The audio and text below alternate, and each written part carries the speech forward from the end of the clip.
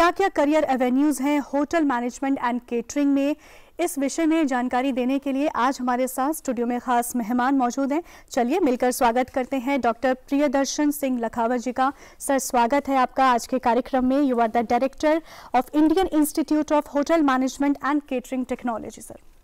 Sir, चर्चा की शुरुआत करें तो सबसे पहले एक आम भाषा में अगर हम जानें तो इसी बारे में मैं बात करना चाहूँगी कि होटल मैनेजमेंट एंड केटरिंग में कौन कौन सी सर्विसेज और क्या क्या हम इसमें इंक्लूड करते हैं।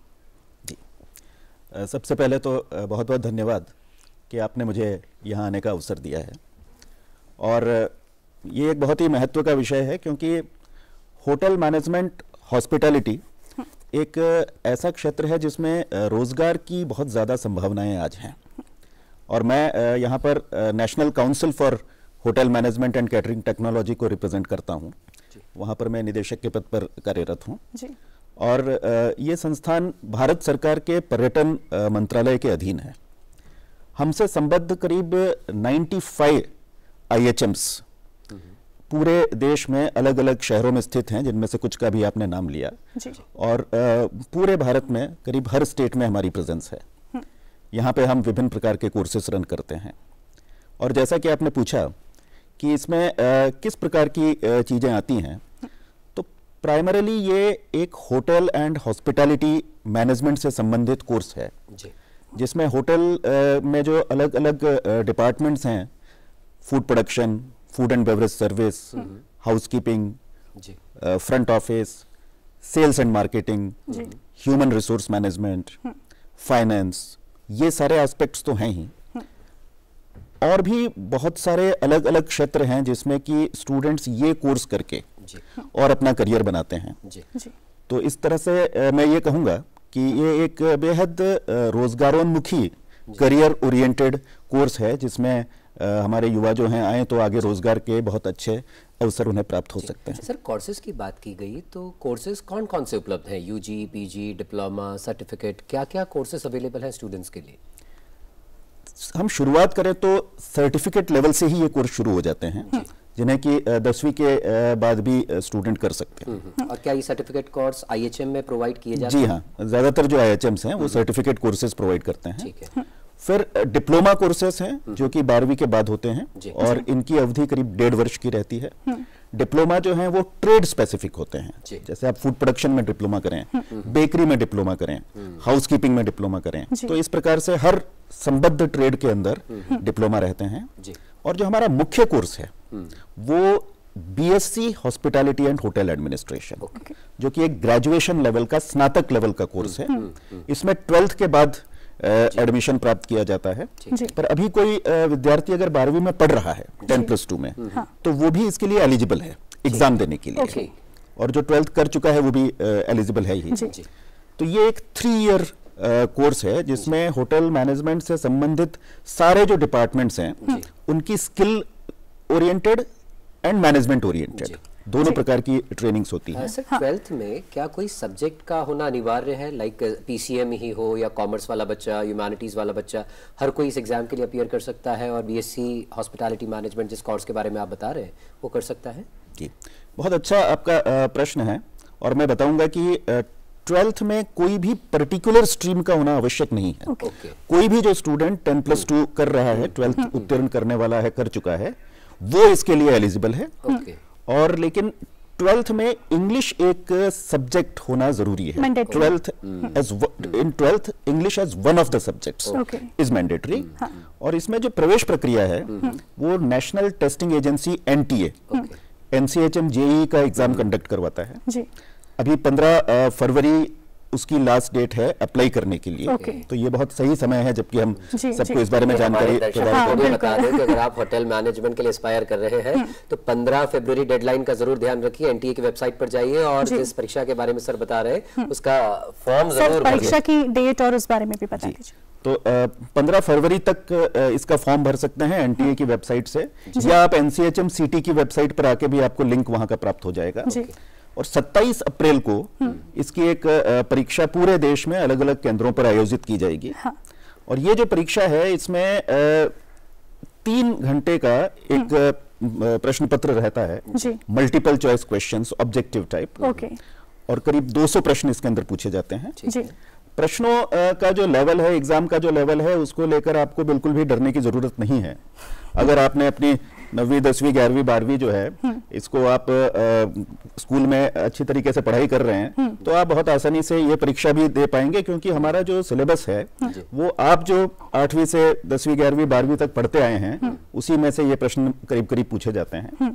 और जिन एरियाज से, जिन क्षेत्रों से प्रश्न पूछे जाएंगे उसमें थोड़ा जनरल इंग्लिश, थोड़ा जनरल साइंस, थोड़ा जनरल मैथमेटिक्स जो कि क्वांटिटेटिव एप्टीट्यूड है, ओके, थोड़ी सी अवेयरनेस, करंट अफेयर्स की जनरल नॉलेज, और एक हॉस्पिटैलिटी एप्टीट्यूड आप में है या नहीं उसके कुछ प्रश्न होते हैं। जी, तो उसमें आपको किसी प्रकार का भय रखने की जरूरत नहीं है। अभी शुरू में भी बताया गया कि फरवरी का महीना है, इस समय स्टूडेंट्स जो हैं वो डरने लग जाते हैं, तो बिल्कुल भी डरने की जरूरत नहीं है। फरवरी का महीना बसंत का महीना भी होता है, बिल्कुल, और बहुत महिमा है हमारे देश में। जी, जी। सर, इस एग्जाम की जो आप पेपर पैटर्न की बात कर रहे हैं, क्या कोई मॉडल टेस्ट पेपर आपकी ओर से प्रोवाइड किए जाते हैं बच्चों जी? तो मॉडल टेस्ट पेपर्स जो हैं वो एनटीए की वेबसाइट पर जब आप जाएं और ये फॉर्म भरने के लिए आप लिंक पे पहुंचेंगे तो साथ ही साथ एक प्रोस्पेक्टस भी रहेगा। उस प्रोस्पेक्टस में सारी जानकारी रहेगी और एक मॉडल टेस्ट पेपर जैसा भी रहेगा।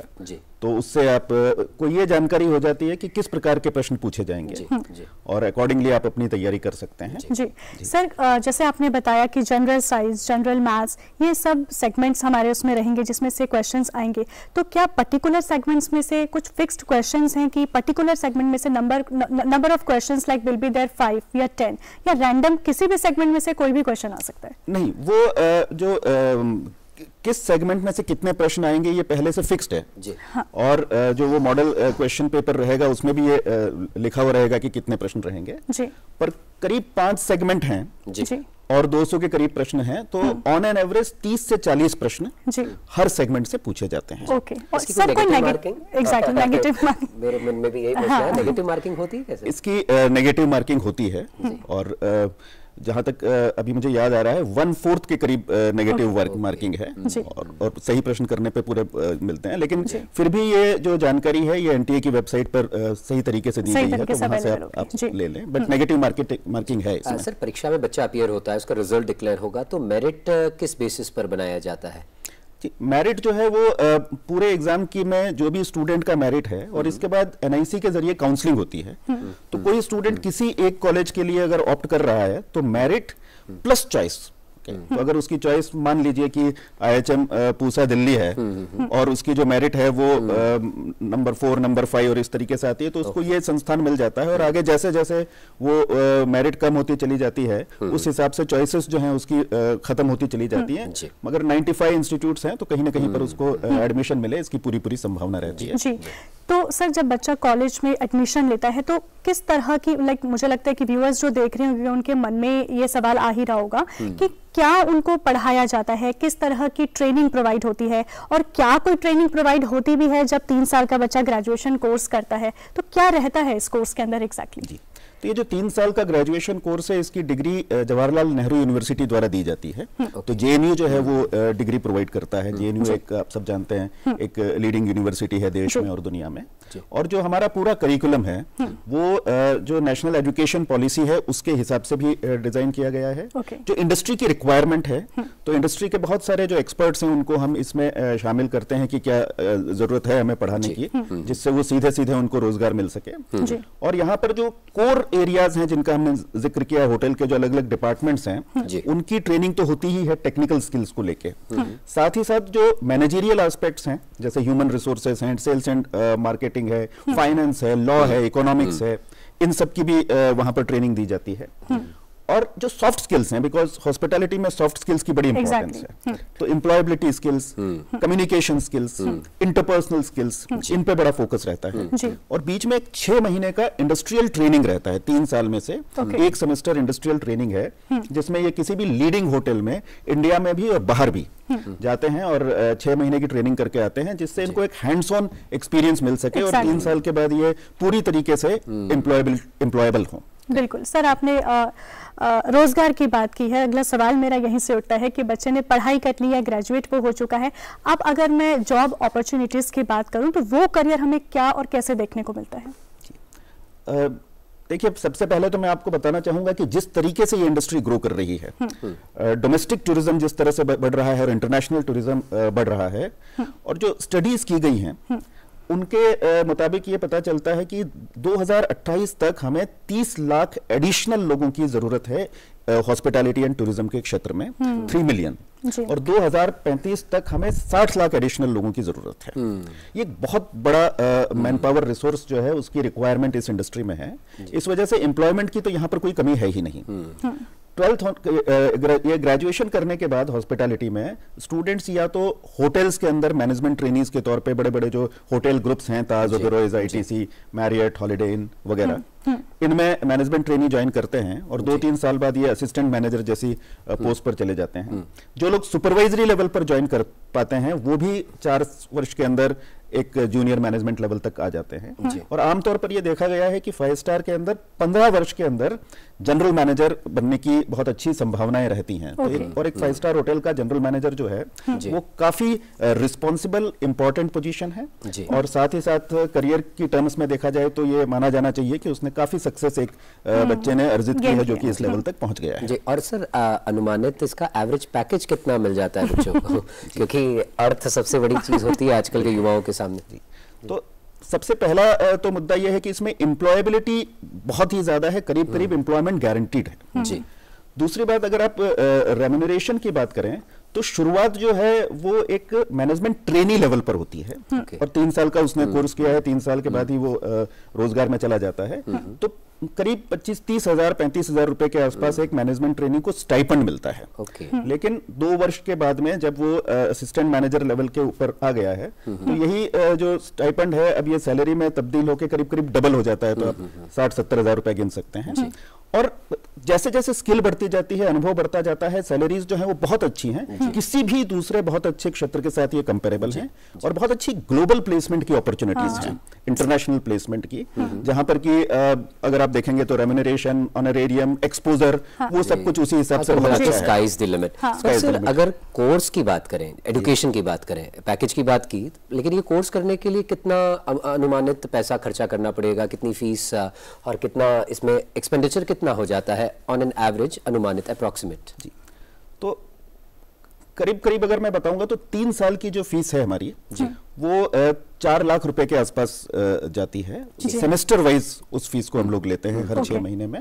और बहुत सारी सेंट्रल स्टेट गवर्नमेंट की स्कॉलरशिप्स, क्योंकि ये गवर्नमेंट इंस्टीट्यूट्स हैं तो कई स्कॉलरशिप्स अवेलेबल हैं, बैंक लोन की भी पूरी सुविधाएं हैं। तो मुझे नहीं लगता कि वो कोई बहुत बड़ा रोधक होगा किसी भी स्टूडेंट के लिए जो कि ये कोर्स करना चाहता है। जी सर, होटल मैनेजमेंट में आपने बताया कि there are so many services, like finance segment भी है, वहां पर हमारा मार्केटिंग का भी काम है और मैनेजर का भी काम है। अगर केटरिंग की मैं स्पेसिफिक बात करूं तो उसमें क्या करियर हमें देखने को मिलता है, और केटरिंग में लाइक किस तरह से काम किया जाता है?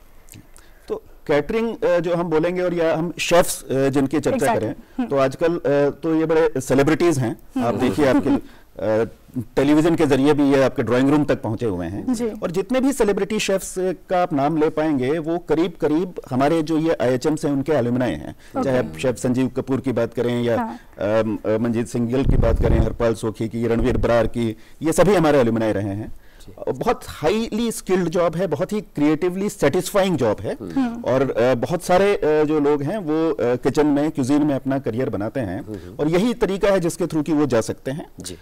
IHMs के अतिरिक्त मिनिस्ट्री ऑफ टूरिज्म के ही 2 स्पेशलाइज्ड इंस्टीट्यूट्स भी हैं, इंडियन कुलिनरी इंस्टीट्यूट्स, ICIs। तो उनमें कोई अगर केवल कैटरिंग में ही करियर बनाना चाहता है तो वो भी एक ऑप्शन रहता है, या फिर आप IHMs के थ्रू ये काम कर सकते हैं। सर, कोई अपना सेल्फ कुछ स्टार्ट करना चाहे, अपना रेस्टोरेंट स्टार्ट करना चाहे, जी, तो उसके लिए आप क्या सजेशन देना चाहेंगे? देखिए, अगर आप एंटरप्रेन्योर बनना चाहते हैं तो आपको सबसे पहले किन चीजों की जरूरत होती है? एक तो आपके पास टेक्निकल स्किल्स होनी चाहिए, आपको नॉलेज होना चाहिए उस चीज का। फिर आपके पास मैनेजरियल स्किल्स होनी चाहिए, और तीसरी बात यह है कि आपको एक कस्टमर सर्विस की, मार्केटिंग की अच्छी अंडरस्टैंडिंग होनी चाहिए। ये तीनों ही जो पहलू हैं ये कोर्स करके बहुत अच्छी तरीके से जो विद्यार्थी है वो आत्मसात कर लेता है और इस वजह से एंटरप्रेन्योर्स के तौर पर ये बहुत ज्यादा सक्सेसफुल हैं। तो जो लीडिंग रेस्टोरेंट्स जो हैं इंडिया के अंदर वो एल्यूमिनाई इसी के चलाते हैं यही कोर्सेज करके। और रेस्टोरेंट्स के अतिरिक्त भी बहुत सारी अपॉर्चुनिटीज हैं। मैं कहूंगा क्रूज लाइनर्स में ये बहुत अच्छी अपॉर्चुनिटीज हैं, बड़ा ग्रोइंग फील्ड है। एयरलाइंस में ये अपॉर्चुनिटीज हैं, रेलवे कैटरिंग में है और साथ ही साथ इस तरीके के क्षेत्र हैं जैसे इवेंट मैनेजमेंट है, डिफेंस की जो कैटरिंग एस्टेब्लिशमेंट्स हैं। तो केवल होटल्स ही नहीं, बहुत सारे विविध प्रकार के क्षेत्र हैं जहां पर जो स्टूडेंट्स हैं वो अपना करियर बना सकते हैं। कुल मिला के बहुत प्रॉमिसिंग करियर ऑप्शन है और अगर आप इच्छुक हैं, एस्पायर कर रहे हैं तो जैसा कि सर ने बताया एग्जाम के लिए जरूर एनरोल कीजिए, परीक्षा दीजिए। 15 फरवरी लास्ट डेट है और 27 अप्रैल 2025 आपका एग्जाम का डेट है। जी हाँ सर, आप कार्यक्रम में जुड़े, आपने इतनी जरूरी जानकारी बच्चों तक संप्रेषित की, आपका बहुत बहुत आभार, धन्यवाद कार्यक्रम में आने के लिए। Thank you.